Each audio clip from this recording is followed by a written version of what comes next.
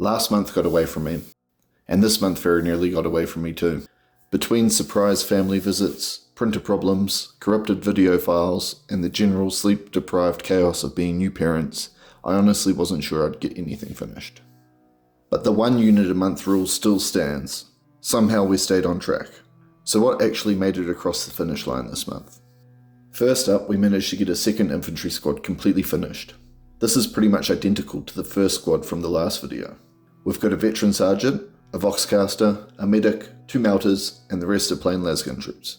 Nothing too fancy, but it gives the army another reliable squad to hold ground, jump out of a transport, or get horribly removed from the table in the Emperor's name. We also added an armoured sentinel. This gives the army some much needed forward pressure. It can scout ahead, screen out enemy movement, threaten light armour, and generally just be annoying enough that my opponent has to deal with it instead of focusing everything into the infantry and Russes. And if it dies immediately, at least it died doing what guard vehicles do best, buying the rest of the army one more turn. And of course, what's better than 1 sentinel? 2 sentinels, obviously. So we added a second one for good measure. By the time next month's video releases, 11th edition will be out, and I'd really like to start getting this force on the table as soon as possible. So let's take a look at where the army stands right now. The force is starting to look like a real army. We've got the 2 Ministorum priests to keep everyone suitably inspired, or terrified. We've got the 2 sentinels that we added this month, giving us some forward pressure and a bit of board control. We've got the Armoured Fist squad in their Chimera, which gives us a proper mechanised corps. We've got the 2nd Infantry squad, adding a few more much needed bodies. And we've got 2 Lehman Russ battle tanks, still doing what Lehman Russes do best, making the list look much scarier than the infantry underneath it probably deserves. Using the current points cost from 10th edition, the army is sitting at pretty much exactly 1,000 points. But for now, it gives us a decent starting point. So what's on the workbench for next month? I've got a 2nd Chimera ready to paint for the infantry squad we finished this month. I've also got a command squad which is currently in the process of being base coated. If I can get those finished, I think that gives us a really nice fluffy list to start the edition off. But I do have one big concern. With only 2 very squishy guard infantry squads, I think that we're going to have a hard time contesting objectives.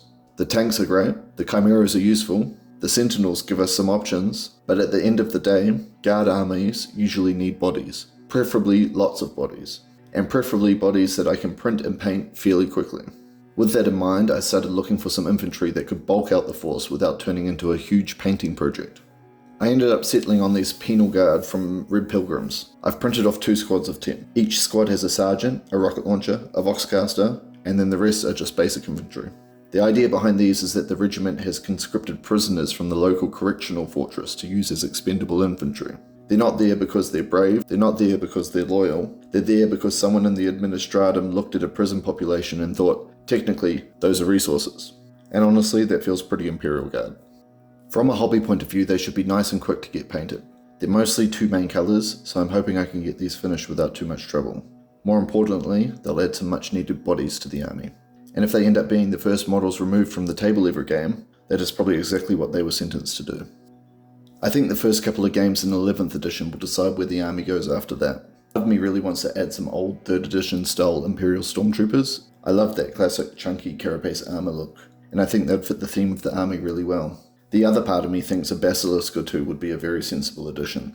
Some indirect fire support would make the army feel even more like a proper guard force, and it would give me something useful to do while the infantry are busy bravely standing on objectives and trying not to evaporate. So that's where the project stands at the moment. We stayed on track for the month, and we've started planning how to bulk out the army for its first games in 11th edition. So what would you add next? Some elite stormtroopers? Or should we bring in the artillery and add a Basilisk or 2? Let me know in the comments. And I'll see you next month.